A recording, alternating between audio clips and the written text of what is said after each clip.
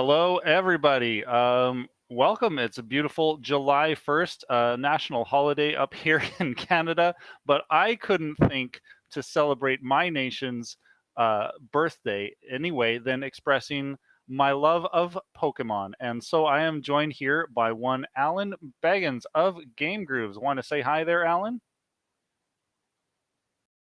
Nope. All right, we'll just I move on. will. Hi. Right on. Yeah. Well, Alan, for those of you in chat who may not know him, who am I actually directing my conversation at? Hi, Alan. Do you want to tell us a little bit about yourself and about your work with GameGrooves? Sure. Actually, I would just want to say Alan Baggins is just kind of a pseudonym. My real Oh my name's God, Alan I'm sorry. Bratz. I totally lifted that off of off of Discord, But I and do I go by did not. Alan Baggins. Anyways, yes. So GameGrooves, for those who don't know, is it's an online platform for video game music, specifically for fans that make covers and remixes. And we have a website, we have a podcast, we have a label where we release music, and we kind of do all those three things. We're trying to spread the gospel of video game music, as I say in our tagline. Yeah, that's beautiful. I'll get the link to the website right here. Yeah, I know with Bonus Stage, I know we've worked together with you and with the Dwelling of Duels community, some shared musicianship there, of course, and just yeah, really enjoy talking to you and reading the articles that you put up. Really nice to see people working hard and supporting the video game community or video game music community specifically. Yeah, but this is definitely not your first release that we're celebrating here today. Do you want to talk a little bit about your latest release? I believe that was a Chrono Cross one. Oh yes, it was. So that was there's a couple different albums that we do. So sometimes we'll have like a specific genre that we'll go with. For Divergent Waves, we really didn't have a genre limitation when we talked to artists, but I think that soundtrack just kind of naturally lends itself to more relaxed and kind of chill covers. So I knew after that album I wanted something a little bit more energy, maybe a little bit more dynamics, and that's how we arrived at Mauville Melodies. Yeah, absolutely. There's tons of peaks and valleys all throughout the album. I've listened to it quite a few times now and really enjoy listening to it. So what made you folks want to put on a Pokemon Ruby, Sapphire, Emerald tribute? Good question. So, full disclosure, I've only beaten, I think it was Pokemon Leaf Green, and I played. I know everyone's leaving the stream right now, but I'm not gonna lie. I want to tell the truth. But I'm obviously very familiar with a lot of Pokemon music, and so essentially, I wanted to do a Pokemon album. I knew that, and then it was just a matter of what generation. So, I knew that 3 and 4 were really popular, but I also knew that Carlos, aka Insane in the Rain music, had just put out Cinovation like a year or two before that. And I was like, I don't know if I want to, go up against that. So I did a poll, and a lot of people were saying Gen 3 needs some love. So that's how we arrived at, Pokemon Ruby, Sapphire, and Emerald. That's awesome. Yeah, and I have to say that the Gen 3 soundtrack is famously bombastic. So, did that inform your decision at all to create more of a smoother yet dynamic jazz album? Honestly, I really just kind of relied on the artists. Like a lot of them were saying, do Gen 3. I wasn't very familiar with the music itself. I knew a couple tracks. I think I'm more familiar with like Gen 1 and Gen 4. But after hearing all the tracks and becoming familiar with the music, I definitely think that this was the right choice, and that was a good, pairing of both genre and source material. Yeah, absolutely. And I know it looks like in chat we've got lots of love for Gen 3. I can speak for myself and say that Gen 3 was definitely the Pokemon generation that I played the most of. I think when I was growing up, I didn't really get to play a whole lot of video games other than what my friends would lend me. So I think I decided, you know what, I'm gonna buy a Game Boy Advance. I'm gonna save up. I'm gonna get it. I'm gonna get one of my Pokemon, the next Pokemon game, and yeah, I got I think Sapphire was, and it just drew me in. I absolutely loved it. I have a lot of nostalgia for the tracks that we're about to listen to today.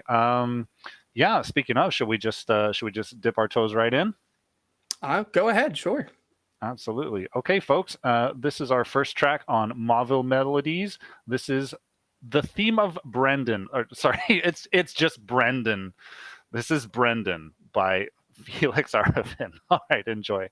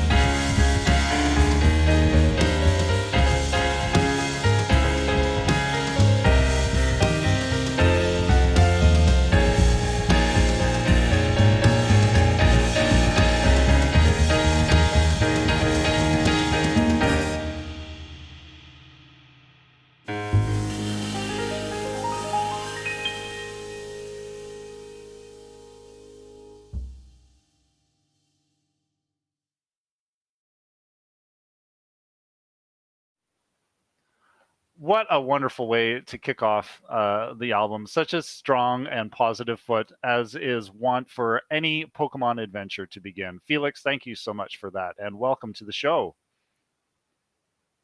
Oh, why? Thank you. I caught myself just in time. Thank you. Yeah, much appreciated. Yeah, it's a really positive, like, rival theme. Surprisingly enough, you as soon as you hear like Blue's theme in Gen 1, you're like, oh, it's this guy again. But Brendan and I forgot her name, but Brendan and May. Thank you. They've always been super positive and just really, really happy, and they just seem like best friends, So it was a total blast to arrange this. Yeah, absolutely. I mean, other than the upbeat and positive nature of the song, was there anything else that attracted you to cover that one in particular? Well, okay. Well, I'll be completely honest. I originally wanted to do Littleroot Town, like your hometown when you first start the game, but someone already took that track. So I was like, dang it. Okay, well I can't do that one anymore. So I was scrolling through all the other tracks in Pokemon Ruby, Sapphire, and Emerald, and I thought, I'll do the rival theme. I think that'd be a lot of fun. It's just really peppy, really energetic. For the actual arrangement itself, I wanted to do something that played to my strengths, but also kept it kind of classy and jazzy as well. So that's why I just stuck with the simple drum, acoustic double bass, and a piano arrangement. And I recorded it all using my DAW. I mean, I played the piano for that, right, and I'm glad it turned out really well. Nice. Did you record that double bass as well? On the keyboard. But I've hung around enough jazz cats to kind of fake my way through a walking bass line. My personal running joke is that if you stick me in a room of like regular people that don't really listen to a lot of music, like, wow, you play a lot of jazz, you're really good. But you stick me in a room of jazz musicians, they're all gonna be like, wow, this guy's not that great. But I hope that I pulled my A game for this one, so I hope it came out really good. Yeah, no, I think you got a little bit of imposter syndrome speaking for you there. I think you did really good, and you had me completely fooled, honestly, with the double bass. That sounded really good, and choice VST as well to pull out all those boom, like all the yeah. Definitely love those sounds for sure. I also a fun thing that I wanted to do is like just to give it a little bit more of a lilting quality. So instead of a strict 4/4 like the original track was, I brought it to a bit of a fun, funky 6/8 time. Yeah, absolutely. Well, maybe I can ask what your experience with Pokemon Ruby, Sapphire, or Emerald is. This was my first Pokemon game. I grew up in Indonesia, and when I moved and immigrated to Canada in like 2000s, I was introduced to a whole new world of video gaming that I've never experienced before. Because I grew up on like PlayStations, because you could easily emulate and do rips on CDs easier than you can on a cartridge. So I came to Canada, and I see all these kids in the playgrounds playing their Game Boys and Game Boy Colors. I was like, what is this? That's so cool. What game is that? It's called Pokemon. Whoa, what the heck? That's awesome. So I've always wanted to play Pokemon. And then I went to, I had relatives in the States. This was like a couple years after I moved up to Canada. And they gifted me a Game Boy Advance with Pokemon Sapphire. And I fell in love. It was so good. Played that thing for hours, hundreds of hours, and I how could I forget that? Well, as soon as I heard that we're going to be doing a Pokemon cover album, and it was Gen 3, I was like, I'm in 100%. I'm doing a track. Oh, that's awesome. Okay, I gotta know, what is your favorite Gen 3 starter? Torchic, obviously. Come on, all the right. original firefighting. It doesn't get any better than Torchic. So all right, we'll see how the rest of our guests feel about that. And folks, if you want to pitch in and chat as well, by all means, start a debate, start a poll, do what you want. We want to hear your thoughts as well. Folks, as well, if you have any questions for any of the guests that are joining us about their tracks or about themselves, maybe their personal life, maybe their favorite color, that sort of thing, feel free to drop those questions in chat too. We'd love to have those answered as well. Alan, what was your experience working with Felix on this track? I better leave the room. No, Felix is just like so many of the other musicians in GameGrooves, just a delight to work with. But Felix in particular, he has a knack for turning things in extra early. So this, I'm pretty sure that tracks for this weren't due until maybe it was May. Something like that, yeah. May. And like Felix had sent me this track. I just checked. I think it was March 2nd. So he's twice now. He's been the first person to deliver a track for two consecutive albums. So that enthusiasm, I think you can definitely see coming through the music.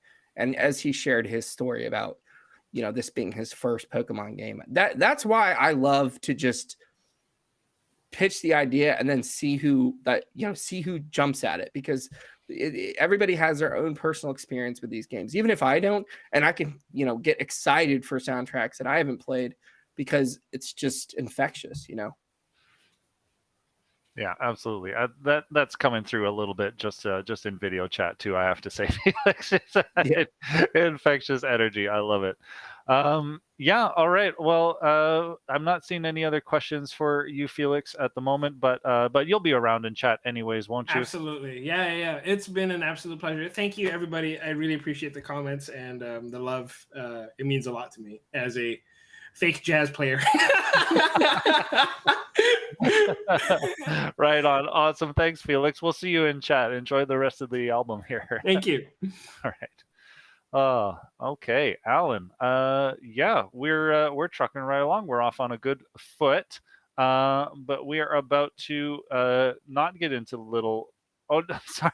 I almost said Littlefoot Town, but we're not even there yet. Anyways, we're coming up to the second track.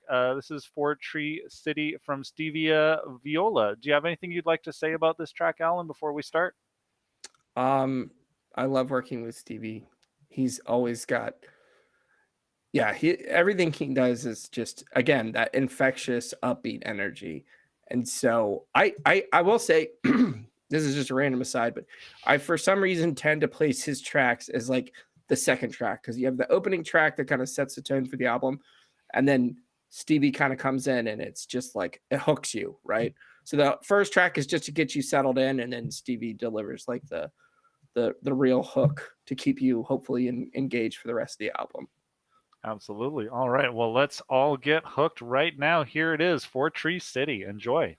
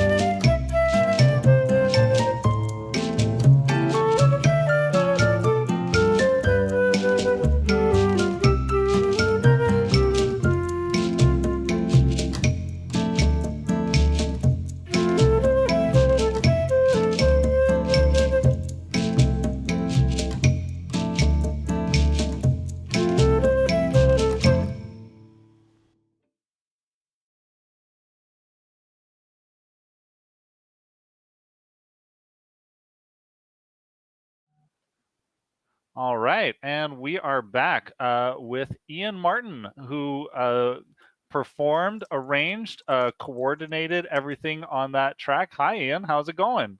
Good. How are you, Josh?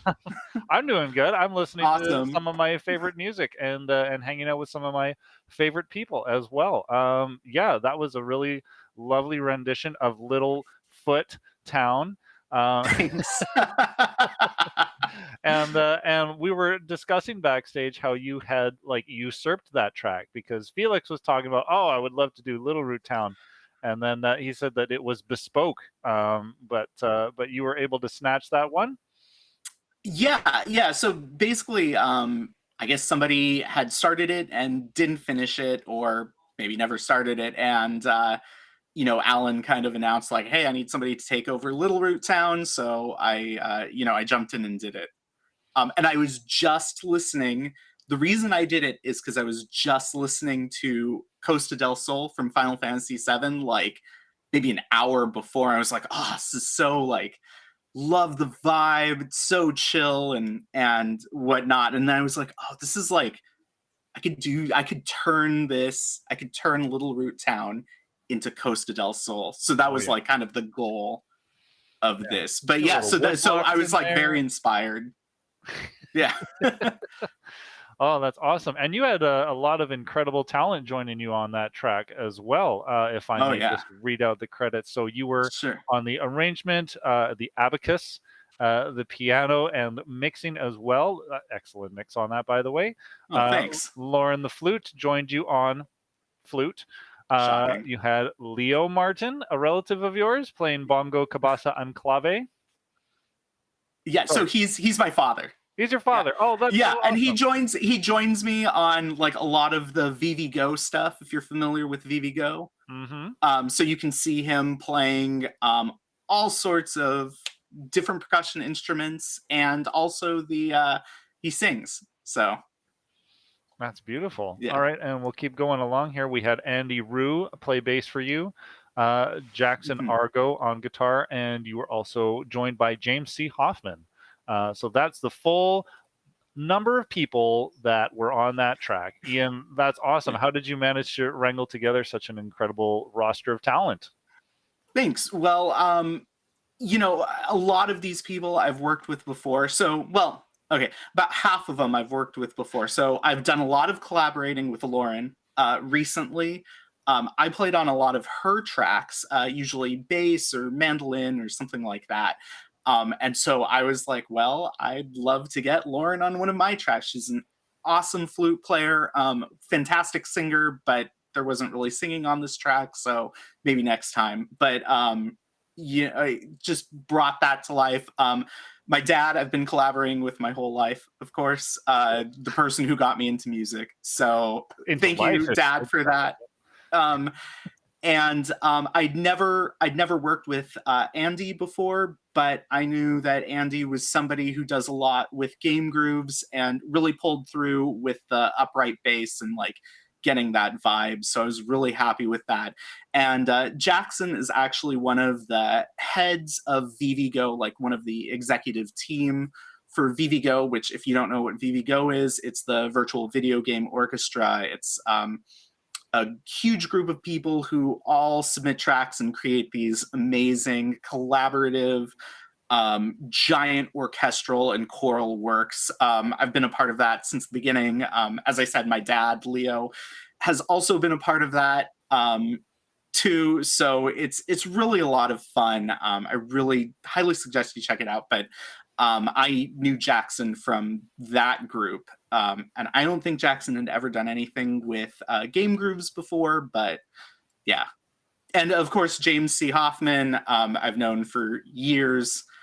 He's played drums on a few of my tracks. And of course, he has an incredible ear for mastering, mind. But I don't know how that works, but I'm always impressed by the masters and like how cohesive the album sounds, at the end of it. So absolutely. Yeah. So I'm just lucky to be able to work with all of these people and just, be part of the VGM community, which is just an incredible place. You meet all of these awesome people. And you know, collaboration is the best thing ever. So I'm glad to be able to have all of these people on a track, you know, together. Yeah, that's awesome. And you did say that there were some of the folks who were on that track who joined you from like previous GameGrooves collaborations and stuff. Alan, like what is the behind the scenes there in like bringing together people to work on a track together? Do you facilitate with that much, or is there like a special spot on the server that you guys go and talk about those things? How does that look? Well, I have this complex algorithm that matches. No, just kidding. So, believe it or not, GameGrooves is actually like the roster, if you will, is fairly large at this point. I think it's around over 130 people. So that's whenever we announce a project, you know, that email is going out to 130 people, and then we have Discord channels where people can kind of discuss and share ideas and say, oh, I need this part or something along those lines, or they can just contact people privately. So, you know, I always encourage people to collaborate both within and without GameGrooves, because, you know, as Ian was saying, collaboration is like I'd say one of the key facets of the video game community, right? Like because of the nature of video game music and how the video game music community has grown, like there just has to be collaboration because you have people from all over the world that are making music and sharing that music, and a lot of times you don't have people in the same physical space, so collaboration is really key, right? So yeah, that's it. I don't really have a hard and set role. Now, I will say there have been a few occasions where I have like suggested team ups. I know this is a like long time ago, but I was listening to this album the other day, which was our Cry of the Planet album, which came out in June of, I guess, 2020. And I remember specifically for that album, I think Lacey Johnson had the Mad World arrangement already chosen, and I suggested Jayan or Jahan, because I liked her vocal style a lot too, and I thought the two of them would work together well. So occasionally I will make like a suggestion of, hey, I think this person would really balance you well or something, and people can take it or leave it. But there's, you know, for the most part, I'm just the catalyst, right? And then the ball gets rolling, and before I know it, you know, there's like 10 or 11 signups. You know, it happens really quickly. So for the most part. Yeah. I know there's lots of key players in the VGM community who are usually quick to sign up for things. And Ian, just like in terms of what Alan was saying, like you know, wrangling people and getting people to submit their materials like remotely and you know, being apart from each other. Obviously, I mean, you know, as a musician myself, I love making music in a room with people, but doing that on a geographically much larger scale and with different communication means, like, how did you find working on this track specifically? You know, it worked really well. You know, as I said, I know what to expect from Lauren. I know what to expect from my dad, right? And you know, Andy and Jackson are both part of communities that, you know, typically deal with deadlines and different parts being put together. So I really wasn't worried. I didn't have to go chasing people down for parts. I have to say, like, that, for me at least, has rarely happened, where you really, you know, you get these people who are like, I'll do it tomorrow, I'll do it the next week, and the due date was like in June, but now it's like, you know, the beginning of August or something like that. I really don't have that problem with people, so I'm, you know, right. But I, you know, I'm just so lucky to be able to work with these, you know, people who just deliver these tracks where I can just be like, I'm just going to drop this in the DAW and you know, do a little mixing here and there, but they're really clean recordings. And more importantly than that, they're just really cool people who are really easy to work with and really easy to talk to. Because I would much rather, you know, collaborate with people I like than collaborate with someone who's really good at playing some part and is just a total jerk. you know. Yeah, yeah. So Or really, Yeah. really, do those exist in the VGM community? Do you want to name some names? I haven't really met them, which is also great. Like the VGM community in general it's full of amazing, awesome people who are really open to collaboration and really do it well. And it's just more than even putting out these amazing tracks and working with these amazing musicians, right? Like, you get to meet so many amazing people, and that's really that's what does it for me, or like makes it, right? Like, I've been in a lot of different communities, but just the awesomeness of the people and the friendliness, and we just have so much fun. So that's really, I think, what's important. Yeah. Well, then Yeah. that comes through in your arrangement of Littleroot Town as well. Oh, thanks. But you know what really counts for me is top nerd cred. So here's your chance to shine, Ian. What is your favorite experience with Pokemon Ruby, Sapphire, Emerald? My favorite experience with those games is that I haven't played them. I know those are. That's your favorite. But as you know, from our own experiences together, we both play Pokemon Go, so there's my Pokemon cred, and I played Gen 1. Okay. And I do have I do, through Pokemon Go, have a favorite Gen 3 starter, and it's Mudkip. Okay. So you're in line with the poll in chat. Right. So before you totally toss that out, I did think of an answer to that question. Thank you for being ready for that, Ian. I do appreciate all the fun times that we have playing Pokemon Go together. Yeah. Well, you know what? Go play some Pokemon Ruby. Like if all that you've played is the original, the Gen 1. I definitely recommend. Or if you can get your hands on the 3DS, like the Alpha Sapphire and the Omega Ruby, go and get those ones because they are, quality of life, right? Just taking all of the fundamentals of Pokemon and moving them into the future where they need to be. But yeah, definitely recommend it. Ian, thank you so much for talking with us and for that beautiful track that you gave us earlier. Well, thank you, Josh, and thank you for Alan for the opportunity. Absolutely. Okay, we'll see you in chat. That is that. We're going to get ready to go on to our next music block. We have one Ray Music in the chat here, who has arranged our next track and unfortunately was unavailable to speak with us about it, but we're going to listen to it anyways. Alan, would you like to say anything about this track before we dig in? I just want to say that Ian unfortunately has been removed from GameGrooves following this. No, I'm just kidding. What? Because over Mudkip? No.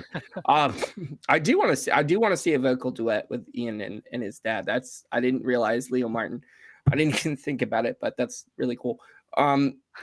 Track 4 by Ray Music. This one, I don't know. It kind of, it stands out to me, I guess, because it has like an orchestral flair to it. And it's just, to me, it just makes me want to go on an adventure, right?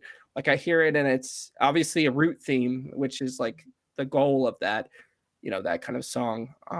But there's just something, I don't know. Ray Music, I guess, in general, just has very, like, I don't want to say cinematic, but I'm thinking cinematic, not in like that word sometimes has like dirty connotations of VGM because it's like, oh, you're copying movies, but just like a grand feel, like an epic feel. Like, there's a lot of dynamics to the track itself, like it starts out bold and then it kind of ends on a very quiet note, right? So again, this album was pretty easy to arrange in terms of like track order because I had some really strong tracks, and then I had some, like, all of the tracks are strong, but I had some very dynamic tracks, like short tracks, medium tracks, long tracks. And even though they were all relatively the same genre, jazzy genre, I just want to say now, I say it's a jazz tribute, and I haven't gotten any flack yet, but I'm fully expecting some jazz purists to roll up and be like, hold on, at least half of these tracks are not jazz. When I say jazz, it's a very like broad term. It's like, this is the easiest thing to describe it, right? Mhm. So some tracks will stray a little bit into other genres as well. And I think this is one of those tracks that kind of brings in elements from other genres, and I think it's stronger for it. So, but yeah, it's definitely a very compelling track in my opinion. Makes me want to go off an adventure. Absolutely. Yeah. Well, let's do that, folks. This is Route 111 by Ray Musique. Enjoy. We'll be right back.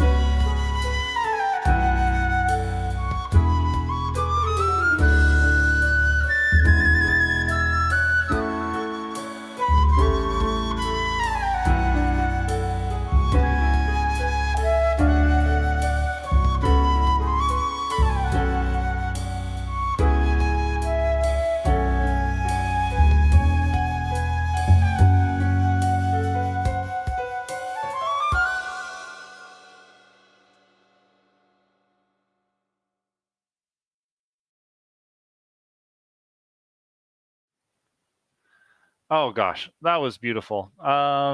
Yeah, like we were saying backstage, Alan, this is just kind of like a little bit of a come down vibe, just like super gorgeous, but like still very immersive.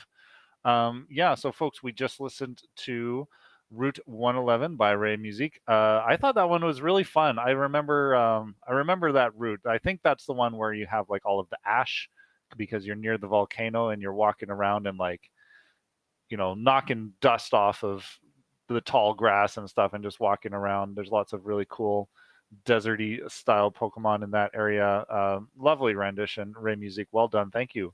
And we also just listened to The Lament of Falling Stars by Erica Wong Ping Lun. That one, as we were also saying backstage, is not on the original games. Those were on the remakes for Omega Ruby and Alpha Sapphire. Yeah, was that like on the table the whole time, Alan? Like the opportunity to do those extra tracks? Yeah, it was, and then I actually wasn't even aware because I haven't played these games. I know gamer credit votes, but I was going through the licensing info, like, where is this track? And I realized, oh, it's on the Omega Ruby Alpha Sapphire. But luckily, Pokemon had an official release for that as well. So yeah, I think in terms of, what's allowed on an album, to me, allowing for those remakes makes perfect sense, right? So yeah, as you said, a very both tracks are really great, very different. Especially the Lament is a great track. It's very, emotional, kind of tugs at your heartstrings, and it brings it down to a nice, lets you have a little breather between tracks. Mm-hmm. Yeah, no, it's beautiful and well placed on the track order as well. I know you like to take pride in that, and I think you found a good spot for it right there.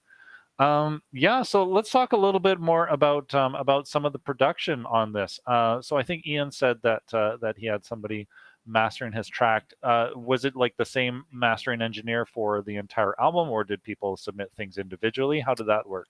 That's a good question. So for GameGrooves, we have the same process essentially for every album, which is I ask for unmastered tracks at a certain, with certain parameters, certain parameters that the mastering engineer requests, and the mastering engineer in this case is James C. Hoffman, and to say that he is an invaluable part of GameGrooves is a massive understatement, because I have had like both positive and negative experiences with mastering, but to know that once I send tracks to somebody that I can trust that they're going to come back and they're going to sound great, it's a relief. And that's why I work exclusively with him, except for, I do want to make a minor exception.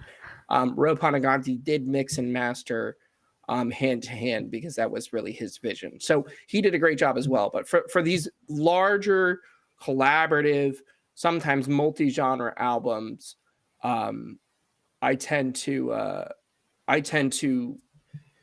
rely on James, and he does a great job. Like I said, I can't speak highly enough of him. Very reasonable rates too.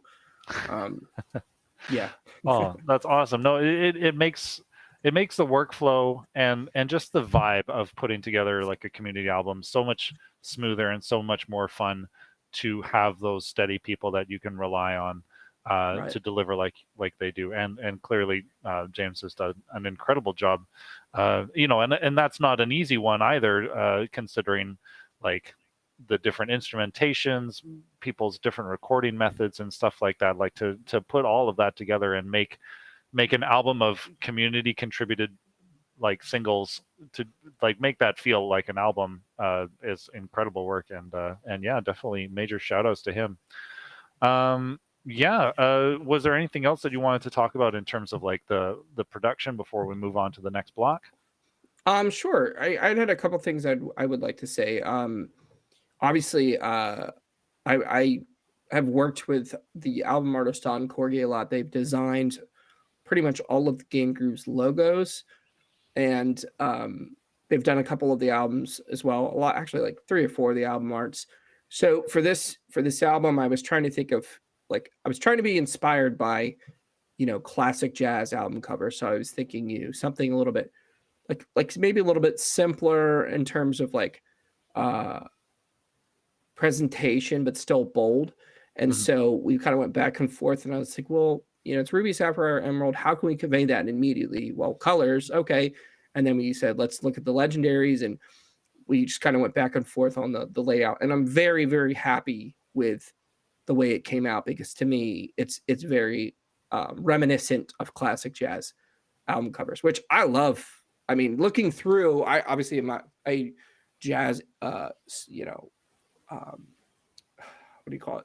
I wouldn't say jazz enthusiast, but I do like jazz. But going through the album covers, it's awesome to see all these different types of art styles. So that gave me a lot of inspiration when it came to pitching ideas to Don Corky. And of course, they knocked it out of the park. The other thing I wanted to talk about real quickly, and we kind of touched on this before, is the album arrangement. As you said, I take a lot of pride in that. And by album arrangement, I mean track order. And that's, to me, probably my favorite part of the production process, because it's when I get to shape what the album is, right? I have all these wonderful tracks that are provided by the artist, and then I get to come up with a story that I want to tell with it, those tracks. That's really the way I look at it. So, I do have a formula that I use, and I've written an article about it, which essentially equates to, you have opener track, you have a climax track, you have, an ending track. But it's like I said, it all boils down to like storytelling. And the idea is I'm an album person, so I arrange these albums with the intent of like, you should be able to sit down and listen to this album without skipping or pausing or anything like that if you wanted to. And going back to James, because I want to give him some more credit. As you said, it's a unique challenge when you have all these different tracks, because they're not being mixed the same way, so they have their own little personalities. And I think that can be a strength sometimes, where you are showcasing different artist styles the way that they want to be showcased, and then you're just trying to make it as cohesive as possible. I will say we have one album at least in production that James is going to be mixing and mastering. So like I said, I think having a lot of variety with how we approach albums is how we keep it fresh, right?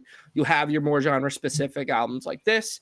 You mentioned Chrono Cross, where we have a lot of different genres. We had our Kingdom Hearts charity album, same thing, a lot of different genres on display.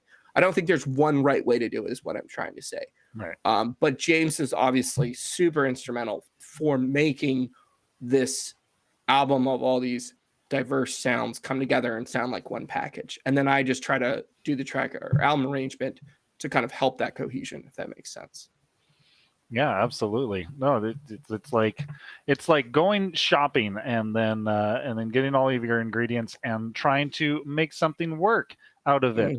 Speaking of shopping, our next theme is going to be the Pokémon theme. Wow. Thanks. Oh gosh. Yeah, and this one is arranged and performed by Not Tony. Yeah, anything you want to say about that before we get into it? Not Tony? It's more like Tony. Oh, smooth. All right, cool. Well, if that's where we're leaving it, then folks, this is the Pokémon theme, one of my favorites. Enjoy.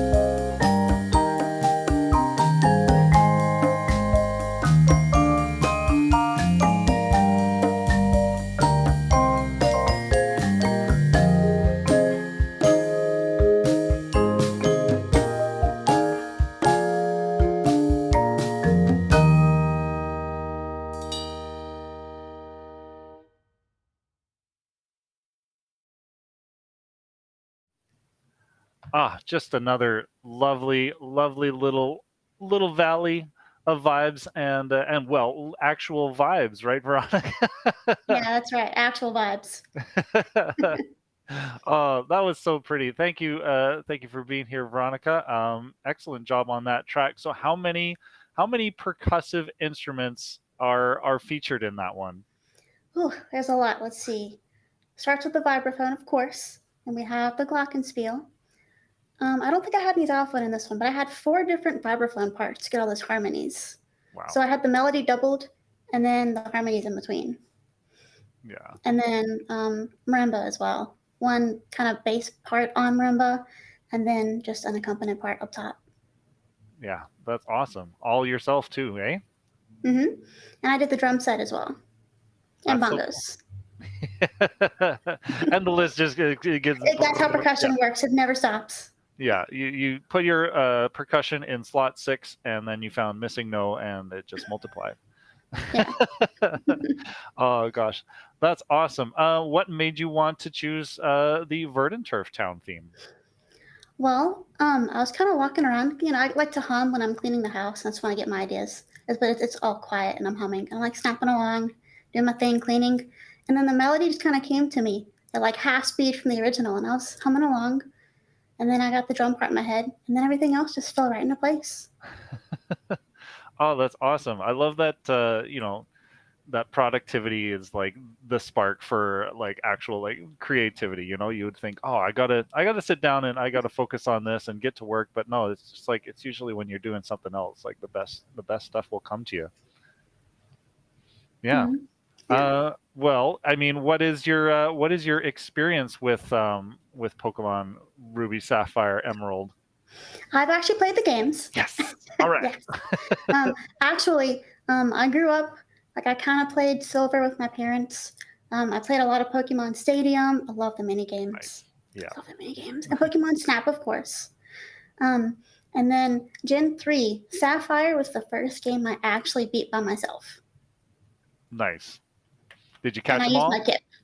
I don't think I caught all of them the first time through, but eventually I did because I got box to put them in. Back in the old days. Oh my we had gosh. box. That was on GameCube, right? Yeah. Yeah. Oh man. I remember.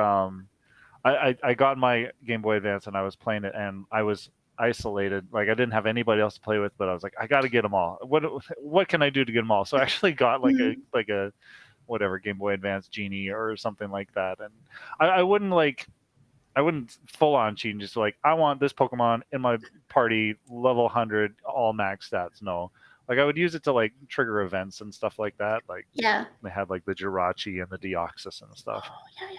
Yeah. Oh yeah. Oh yeah. Cool. Yeah. I'm working on a Form Dex currently. Just a little flex there. Yeah. That's cool. Yeah, and then also a Gen 3 game. I love Mystery Dungeon, which is also Gen 3. We love Mystery Dungeon. Yeah. And Ruby Sapphire Pinball. That's my favorite game from Gen 3. Oh my gosh, you were in the right place. I'm so happy. Yes. I'm a huge fan of pinball already. And then like, yeah, as soon as they put the Pokemon formula on top of that, that was just like two of my interests intersecting. It was yeah, I'm really glad to hear that somebody else likes it, because it's a bit of a slower paced pinball game. It's a bit slower paced for it. Yeah. Yeah, sometimes I actually forget that they share the soundtrack because I'm like, oh, it's the Pokédex music from Pinball. No, that's Evergrande City. I did not realize that. Gosh, I'm gonna have to go and listen to that soundtrack now. Oh man. Yeah, Alan, what do you have to say about the Verdant Turf theme and working with Veronica? Well, first of all, I want to say thank you to Veronica for taking over my track for VGM Con. we for those who didn't know, we just put out the VGM Con charity album jam last Friday, and so I remember I wanted to do a track, and I signed up for a track, and it was museum theme from Animal Crossing, and then I was like, I don't have time for this, so I shot it out there, and Veronica ran with it and did a great job. But Verdant Turf Town, actually, as we were talking about backstage, Veronica joined this album a little bit later, apparently after Felix turned in his track. So the album was definitely underway. And I think it was, I can't remember the timeline, but maybe April, May, I had invited her to join GameGrooves. And then she asked if she could be on the album. I said, sure. And so she said Vernon Turfin. And as you can hear, it was, a great pairing of source material and VGM cover artists. Lots of bright tones, just very, very charming, which I think is kind of a staple of the Pokemon soundtracks, right? So I'm really happy that she was able to join and deliver, very quickly on the track, and definitely look forward to more tracks from Veronica. Thank you. Thanks for having me here. Yeah, absolutely. Can't wait to hear more from you. We'll see you around in chat. Sounds good. Awesome. Thank you very much. All right. Yeah, we're trucking along now. We've got a real bop coming up, don't we? Here with Mount Chimney and our next guest, of course. Any I was about to say any final words, Alan? No. Wait, I'm too young. Final. Yeah, but no, that's all good. We are gonna dig right into it. This is Saya Sound's cover of Mount Chimney. Enjoy.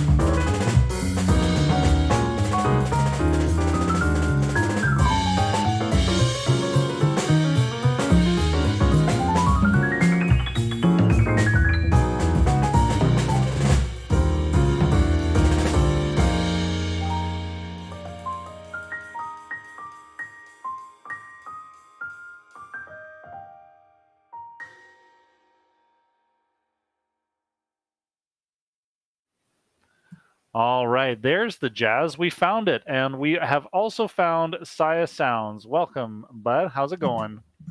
Doing well. How are you guys doing?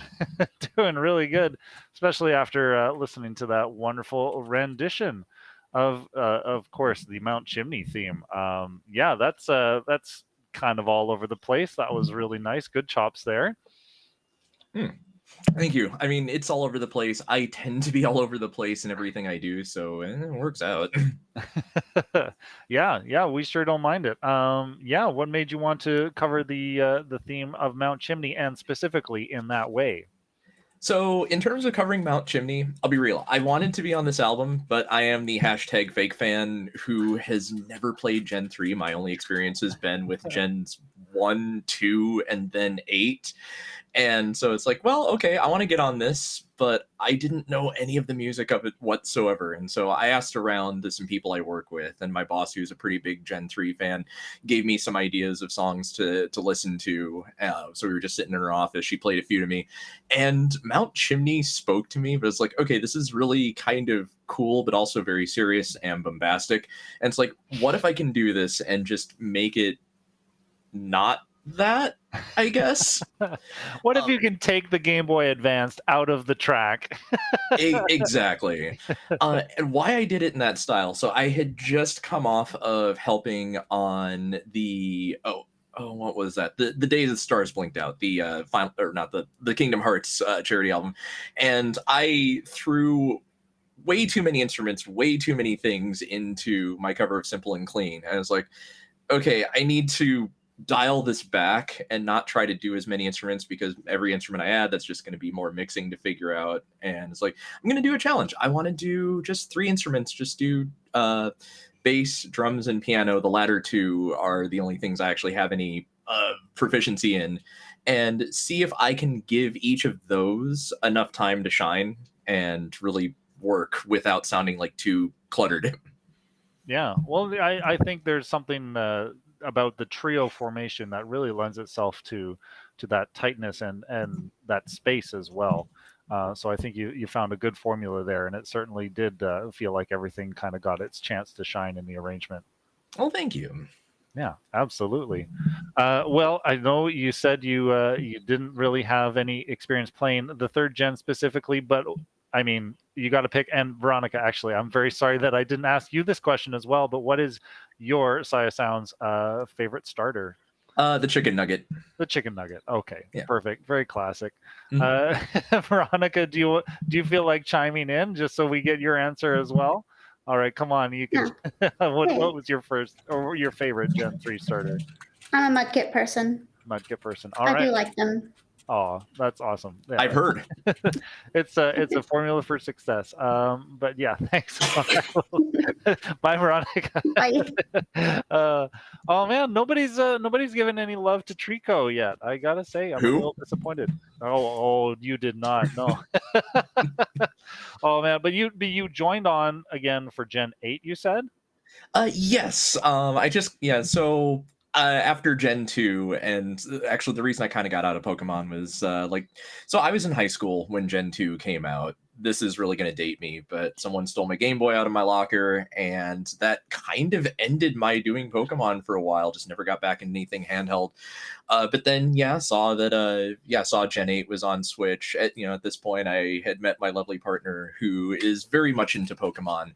And she was just really excited about Gen 8. Like when that was coming out, we were just reading into it, and then it was like, you know what? I think it's time I dive back in, see what's changed, and good Lord, a lot has changed. So yeah. Oh man, if you haven't played Legends Arceus, I have. Yeah. Okay, I'm really hoping that is the formula that we are looking forward to for Scarlet and Violet as well. I would love to see that. I had this life improvements. I had this problem though, like I was playing Legends Arceus around then the same time that I was playing Elden Ring, and some of that kind of bleeds through in terms of controls and what you do. And okay. Yeah, I didn't find the controls all that intuitive. It took a little while to get used to like some of the crouching and throwing and switching your items and stuff like that, but I'm sure they'll work out the kinks. Alan, did you run into any kinks working with Saya Sounds here? Not that I want to talk about. No, of course. That is, of course, to just generally ask. What was it like working with Saya? It's always a pleasure.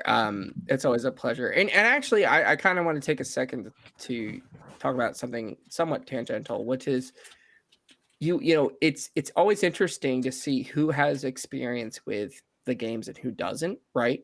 I almost feel like maybe as a marketing thing for future albums, I should be like, all right, guess who's played the game, from listening to the songs and see, because I think there's obviously merit for both, right? People that have, nostalgia for a game and have it has a special place in their heart, and people that are just listening to it for the first time. And I think maybe not always, but as a general rule, I think the people that aren't as familiar with the source material are more likely to make changes to it, like drastic changes, as Saya was saying. Like, oh, I want to do this, take this track and do something very different from it. Whereas if you're really familiar with it, you're like, I've got to honor this thing and preserve its integrity, which is great and it's fine. You could do a lot of good things with that. But I think having both is always fine. And that's why I'm, like I said, I don't think there's any right or wrong way to make a video game music cover.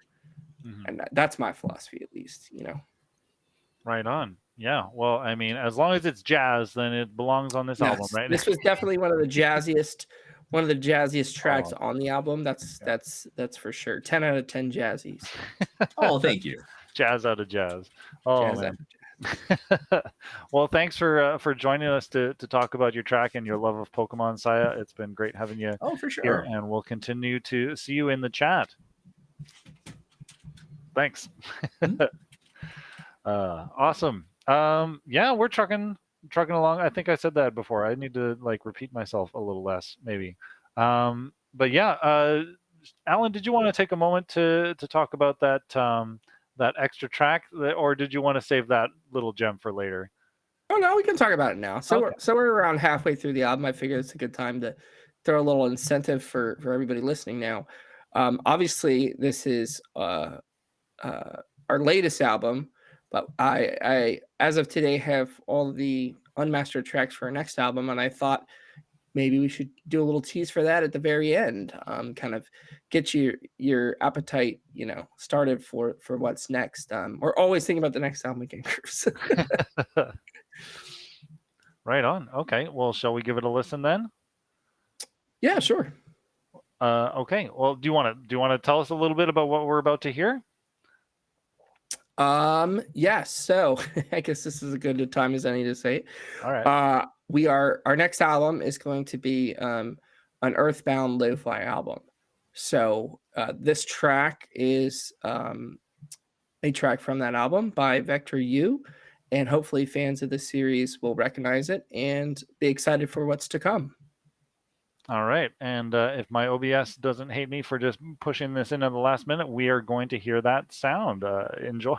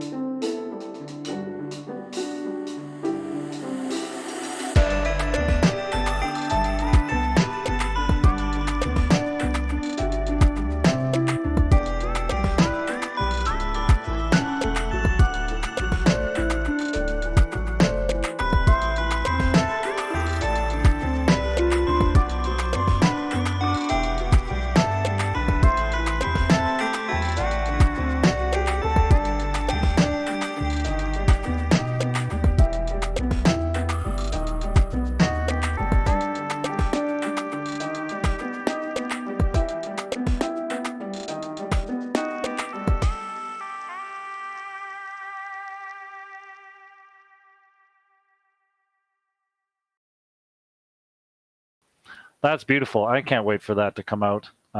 Yeah, so thanks for letting me share that and give you the what is that? What is that? A world premiere exclusive preview of Exclusive the next premiere. GameGrooves release? That's awesome. It is. Yeah, this is the first time anyone's heard it except for me and back to you.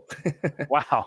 All right. Well, cool. Looking forward to the rest of that, and we'll talk more about that later on. But we've got some more Pokemoning to listen to. We got another couple of tracks here from D Major and Sean R. Hansen. Yeah, let's get right into it. This is Rustboro City by D Major. Enjoy, folks.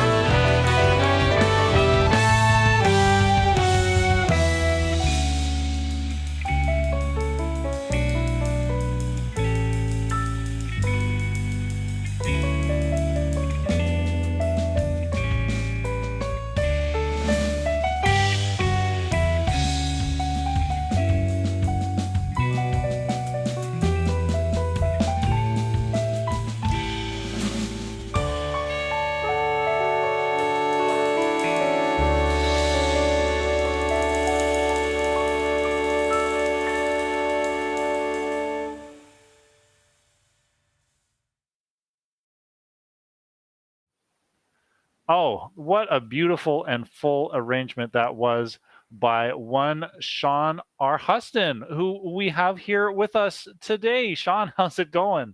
It's good. It's good. I'm happy to be here. Absolutely. And we're happy to have you here as well, sporting a lovely Pikachu in the back, stating your clear fandom. And Oh, Gengar. and Gengar. Oh, do not forget Gengar. He will come at you. Uh, but yeah, you're definitely a Pokemon fan. I am, yes. I've even got the Symphonic Evolution shirt. Oh, Yeah. all right. Nerd cred is at its peak when it's physical. But that was also just a beautiful ethereal arrangement of the oceanic music theme, or museum theme rather. Yeah, and that's a theme that like you don't actually hear that much of in the game. Like you spend You a go little to bit of time in the it museum. once in the story to confront Team Aqua, and that's like it. Yeah, no. So I think you did a really good job of bringing that one more into the light and giving it an excellent treatment. You did have a laundry list of collaborators here. If you don't mind my reading out, you can just like step in and be like, "Oh, this person's great, this person's great." But I do have a list to work through here. So of course you were on the piano and the That is arrangement, as well as the mix and production. That's awesome. Well done there. We heard Becca Michelson on the flute. She's in chat right now. Oh, hello, Becca. Nice. Well done on the flute there. We've got Lucas Blevins on alto saxophone. Will Hackerson on tenor sax. Zach Frehider, I'm sorry if I'm Freehider, I think it's Freehider on butchering people's names. Trumpet and flugelhorn by him. We heard John Stacy, no space in that name there. John Stacy, French horn, of course. Dewey Newt on trombone.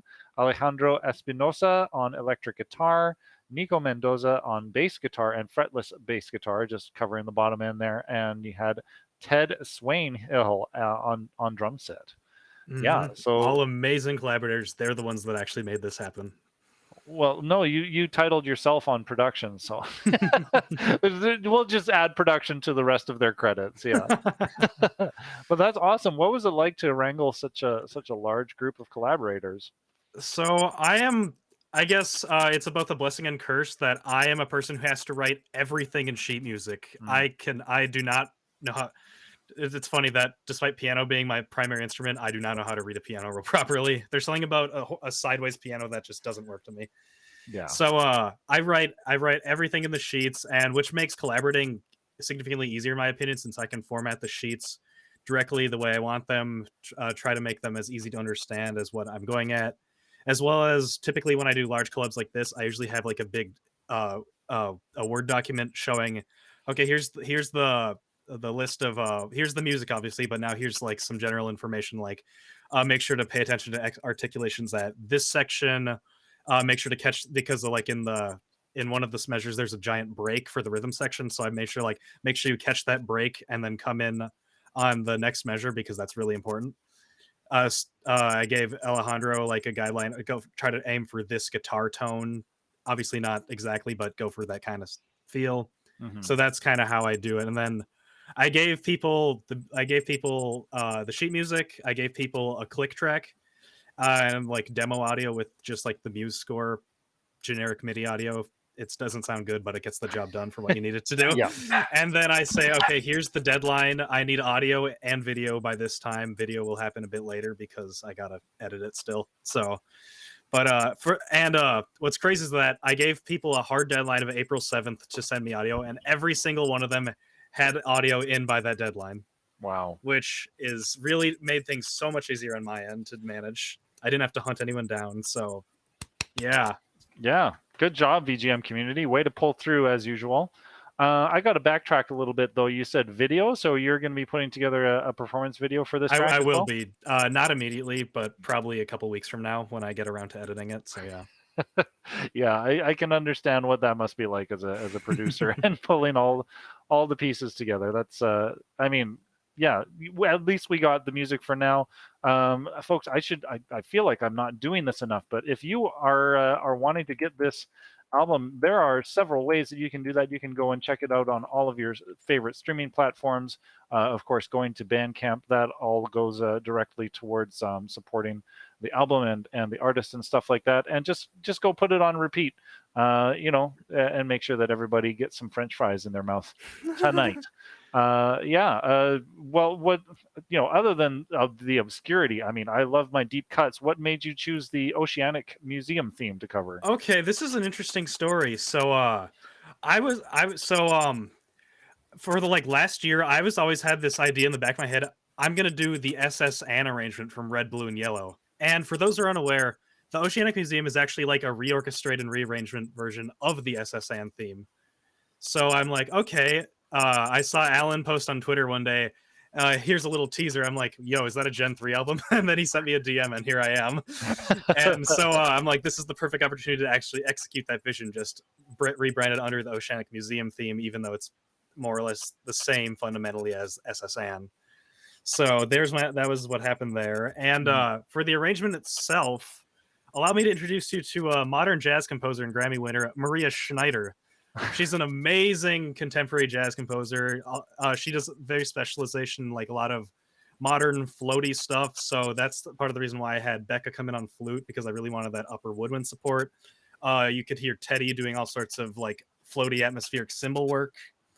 Very lush guitar from Alejandro. So specifically her track was The Pretty Road. That's her composition, and I basically listened to that almost nonstop to kind of like get inspiration on how to put the arrangement together. And I'm really happy with how it came out. So, oh man, that's beautiful. Well, folks, if you would like to play that for yourself, check out the score.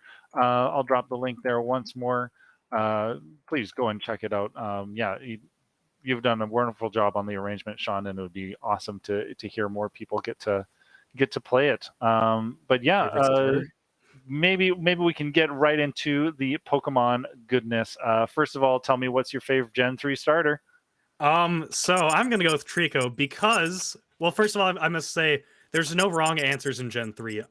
Like overall, Gen 3 wins best overall starters. I love Torchic, I love Mudkip, I love Trico, but Trico wins because if anybody else here has played Pokemon Mystery Dungeon Explorers of Time, Darkness, and Sky, Grovyle is a very central character in that game series, and possibly one of my favorite characters in all gaming media. Whoa. Gen 3 holds a special place in my heart because Fire Red and Leaf Green was my first generation. Emerald's my favorite main series game, and then Mystery Dungeon Blue Rescue Team is my favorite game of all time. All Gen 3. Oh man. Yeah, those Mystery Dungeon games are super underrated, hey? Every day I cry that the soundtracks are not licensable. Oh. It hurts so much. Just put on your headphones, play something to it. Yeah. For now, I don't know. Maybe we'll get lucky one day in the future. When it gets ported to Switch, there'll be an inevitable release. I'd hope. All right, Sean. Well, we're gonna keep on moving along, but thank you so much for talking with us and telling us all about your track. It was nice talking to you. Thank you for having me. We'll see you in chat, bud. Awesome, Alan. We're coming towards the tail end of what we got going on here. We've got our next block is actually going to be 3 songs, so we got I'm sure a lot to talk about. Do you want to lead off with anything for now before we dig into that? Actually, I'm say just let it roll. Right. Let's get into it. Yeah. Okay. So we're going to be listening to the Safari Zone by Bean Bops. We're going to be listening to the Hideout theme by Cade Kalka, and last we're going to be listening to Route 113 by Lucas. I'm sorry, I'm totally going to butcher your last name, Guimares.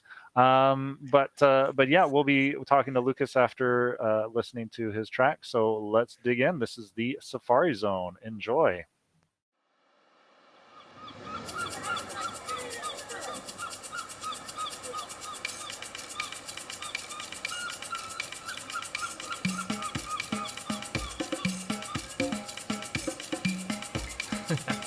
One, two, ready.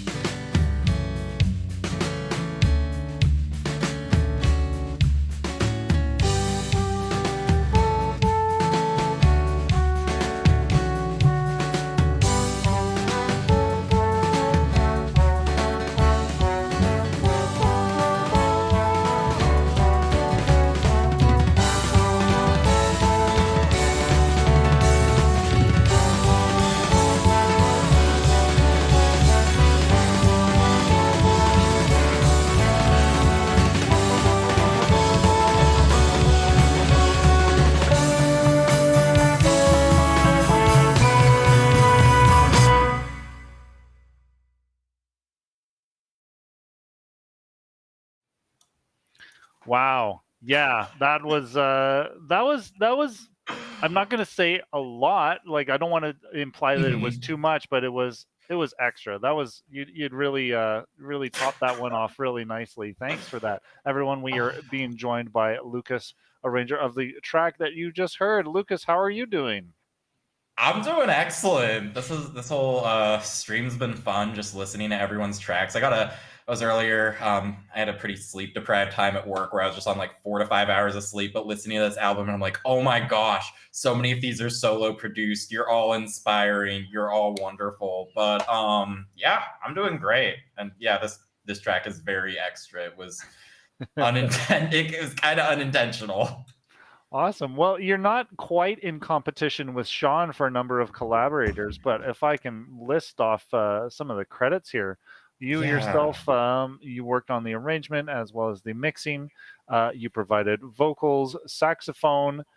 Sorry, I've vocals and singing. Alan, is that just you did vocals and singing, or anyways? I didn't get into that later, but okay. All right, trumpet, synthesizer, auxiliary instruments. Awesome. Yeah, we'll dive into that in a little bit here. Of course, Ian Martin was on vocals and acoustic guitar.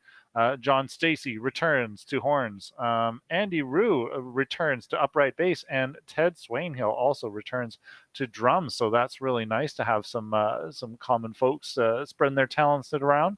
But yeah, okay, maybe now you would like to tell us a little bit more about what you did with your voice.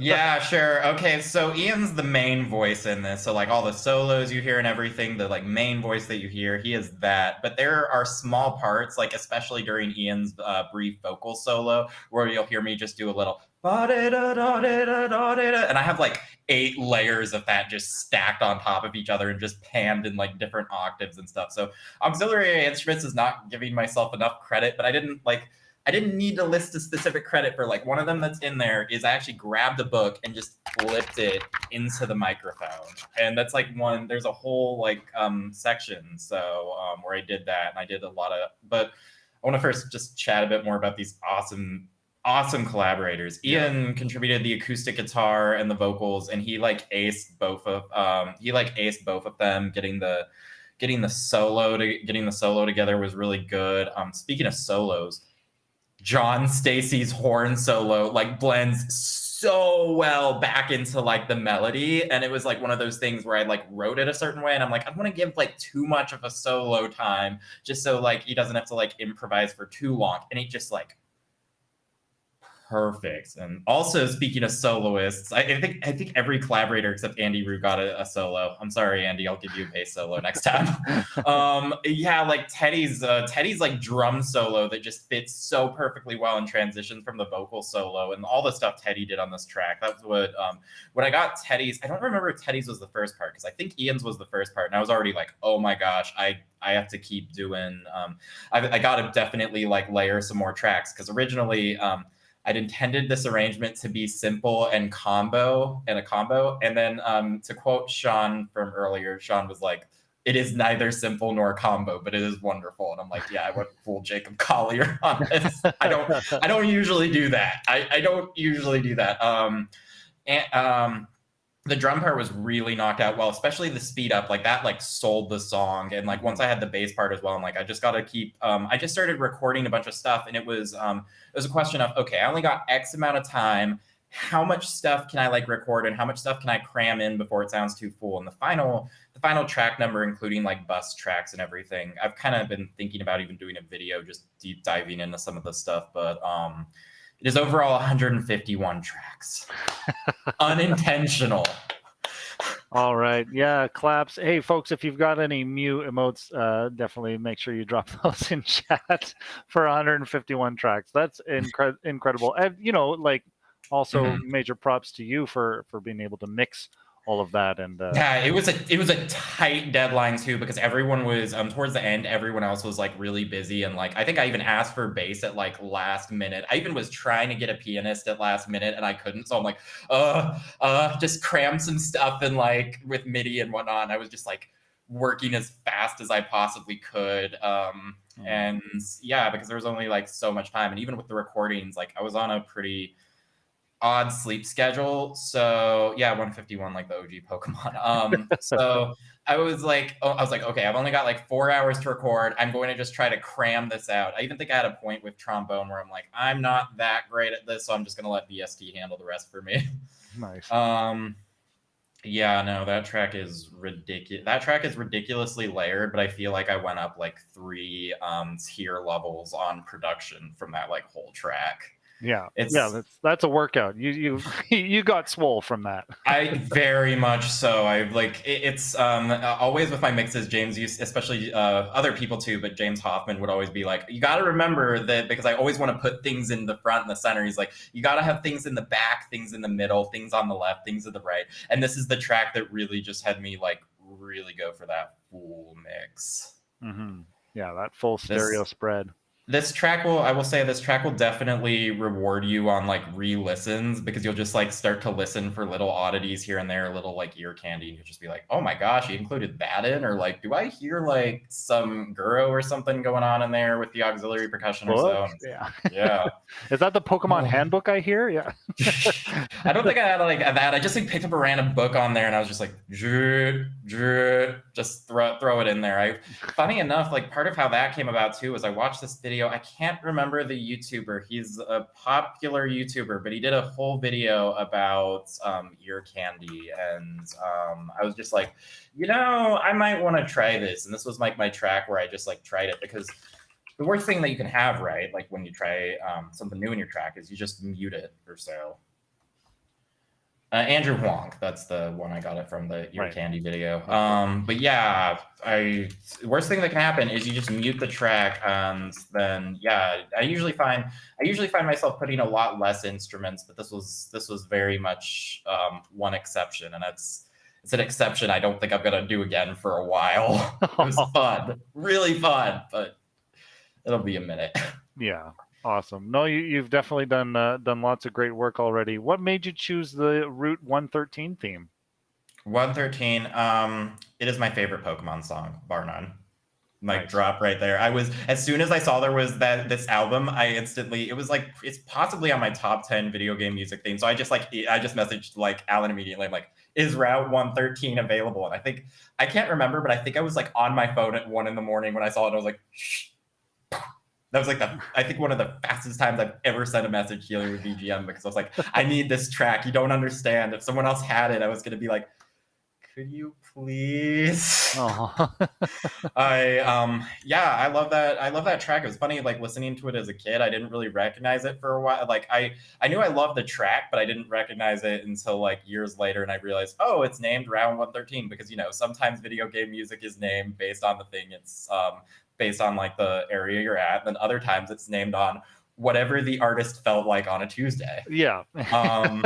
Yeah. So Route, and then I just ended up doing it, and there's definitely some other Pokemon songs I want to do in the future, but I'm so glad to have knocked this one down. In fact, like I did have the plan, like this was on a list of like along with like other of my favorite video game music songs, where I wanted to do big extra stuff. But then I kind of like shelved that project because I wasn't quite ready for it. So it's cool that this like is kind of that in a realization. Yeah, absolutely. A big step up. Awesome, dude. That's really awesome to hear. So then you've clearly played your share of Pokemon 3rd generation. What's your favorite starter? So I heard you like Mudkips. All right. Yeah, it sounds like Mudkip just might be the winner. I mean, for memes alone, right?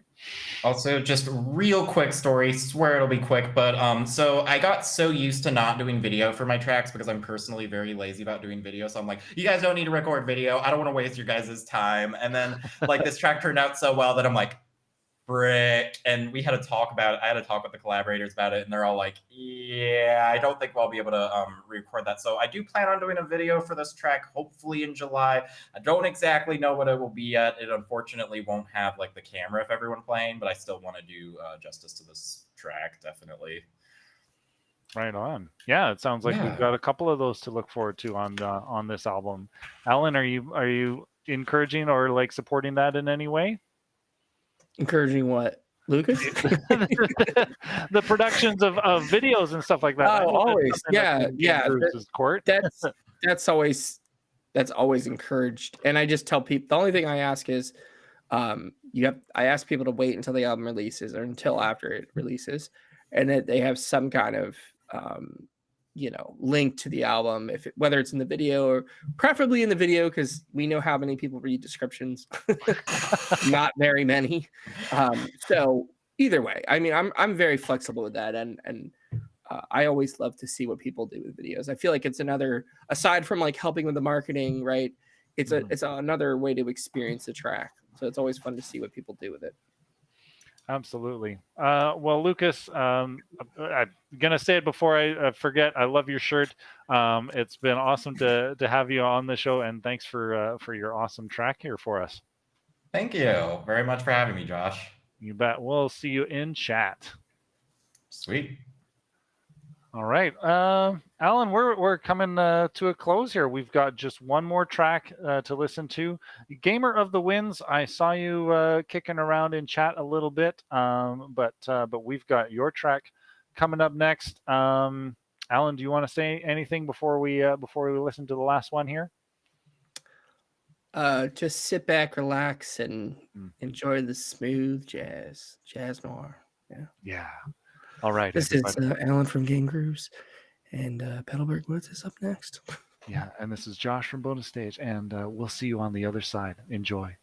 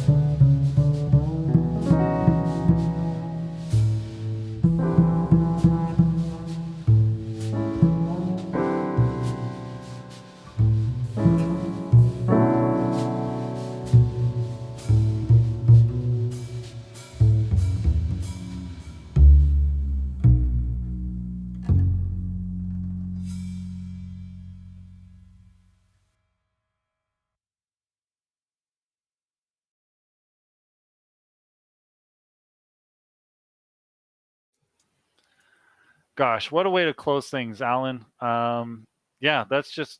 I feel like I'm just sitting there having an old fashioned in an intimate jazz club, just like, everybody slouched over, just completely enchanted. That was the perfect closer to that album. That was absolutely lovely. Yeah, when I heard that track, I was like, "Yep, we've got our closer." Like there wasn't any question about it, and it's just like you said, it is just dripping with atmosphere. I think Gregory Gamer of the Winds just absolutely nailed that vibe, and I think he sent me a demo. He was like, "I'm going for a little bit different style," and to be honest with you, I could listen to a whole album of that style, Mhm. but for sure, just a phenomenal track, and always a pleasure to work with Gregory for sure. Absolutely. Well, that's the full album. That is what did we decide on the pronunciation? Was it Mauville? I Was think it's it Mauville. Mauville, I think is what Felix was Mauville. saying backstage. Yeah. Mauville Melodies, folks, a jazz tribute to Pokemon Ruby, Sapphire, and Emerald. Alan, great job pulling all of the strings, herding all of the cats, and generally making this a fully realized idea. I think everybody who was a part of it did an incredible job. Super happy to have everybody join us here tonight. Wish we could have had more to talk about it further, but just it's been a really great time. What is coming up next for GameGrooves? Well, I think you got a little taste of it before. We have an Earthbound Lo-Fi album that's coming out either at the end of August or at the beginning of September. And then we have a few other albums that are one that's a surprise album that will be coming out on Halloween. I won't say anything about that. Oh.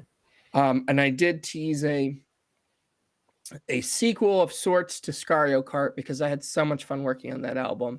We are going to do a ska tribute to Final Fantasy VII. So we're going to be partnering with a label called Ska Punk International.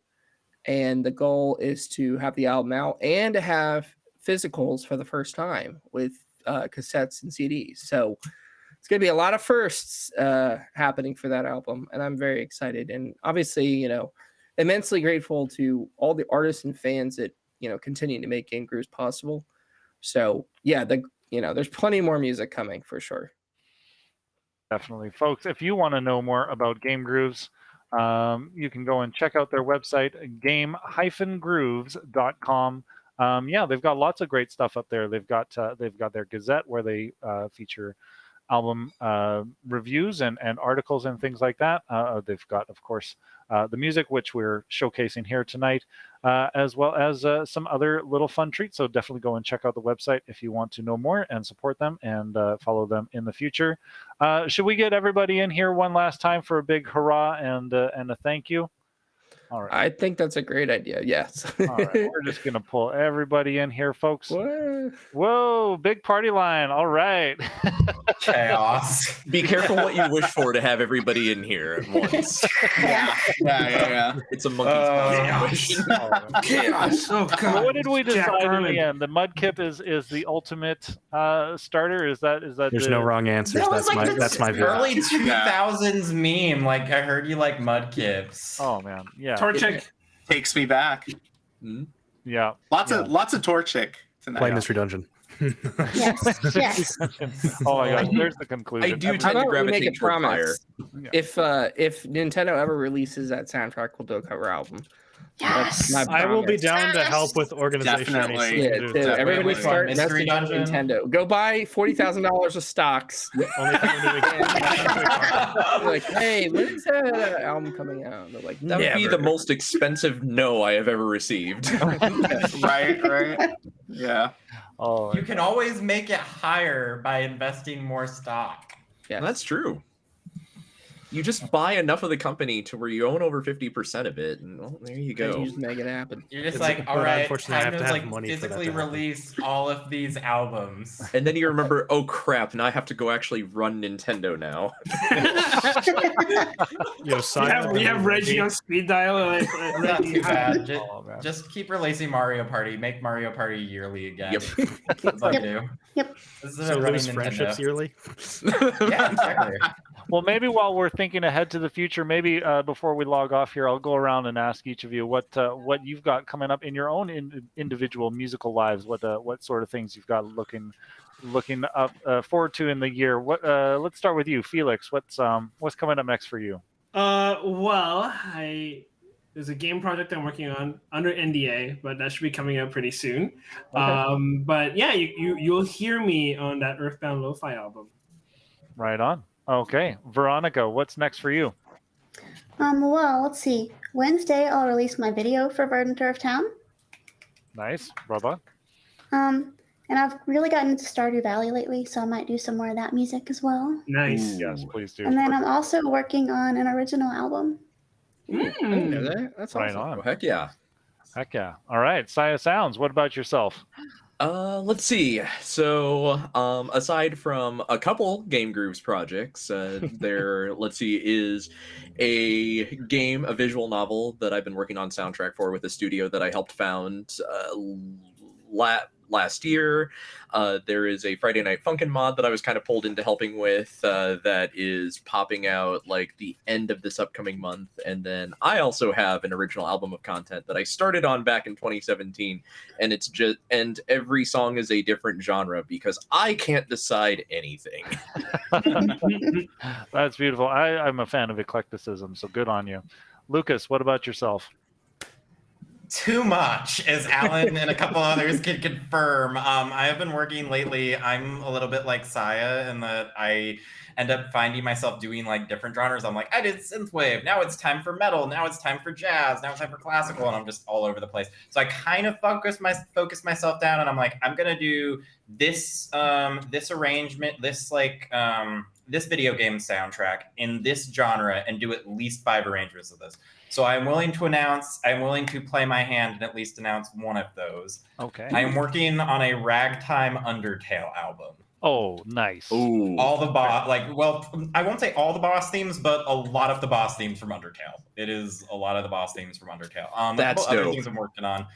So yeah, so a couple other things I'm working on. The Earthbound project, and I'm on the Final Fantasy VII as well. I'm looking forward to doing my tracks for both of those. They're also widely different for those. And then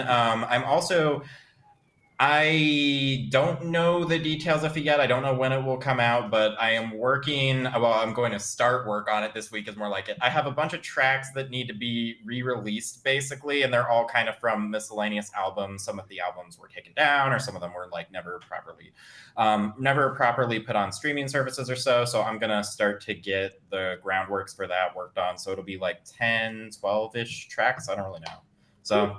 Okay. Yeah, some exciting projects that I'm really looking forward to revealing more. But I try to there's that whole like philosophy where if you open your mouth too much about a project, then you won't end up finishing it. So I'm just like shut myself a bit. But yeah, no, Obviously, you don't actually, put your foot in there. I will say one more as well. I have a synthwave tribute to. Hang on just a second here, because I'm deciding which one. Because I actually have 2 synthwave tribute to Majora's Mask as well. That is also a thing That'll be fun. That is my favorite Zelda game. That's the scariest Zelda game. I'll allow the mic to be passed to someone else now. Awesome. No, that's all good. Thank you. Yeah. Lucas. Sean, what are you working on next? All right, so I guess the 2 projects that I'm working on that like are mine, although kind of not mine, is that the next 2 Pixel Mixers albums. The first one that'll be coming out, I don't know when, because deadlines always change for everything, as everybody finds out with an organization. Pixel Mixers Indie Games album. I'm doing a track from Road 96 actually, but that's just going to be a conglomerate of a bunch of different indie games on that album. My track is like a kind of like a weird like mix of like atmospheric and post rock kind of thing. And then the other Pixel Mixers track or album that I still got to finish writing my arrangement for is Bravely Default. And then the other thing is that Felix is also participating on it is Crash Course with Russell Torres. Dude is a monster with arranging. And I want to say more about this upcoming stuff, but I won't. But it's really freaking good, and you guys are going to definitely want to see it when it comes out. So shout out to Russell right there. Russell, we love you, man. Also, Quit sending us hard arrangements. GameGrooves is involved with that. I don't know if you guys heard. Russell at least gives me it gives me an incentive to use all the extraneous percussion instruments that I have. Like That's true. I've got a bunch of crap in here that I would not otherwise not use, but I'm like, oh, I can finally pull out wind chimes or rain stick or jingle bells, sleigh bells again for something. Oh, that's awesome. And Ian, what do you got coming up next?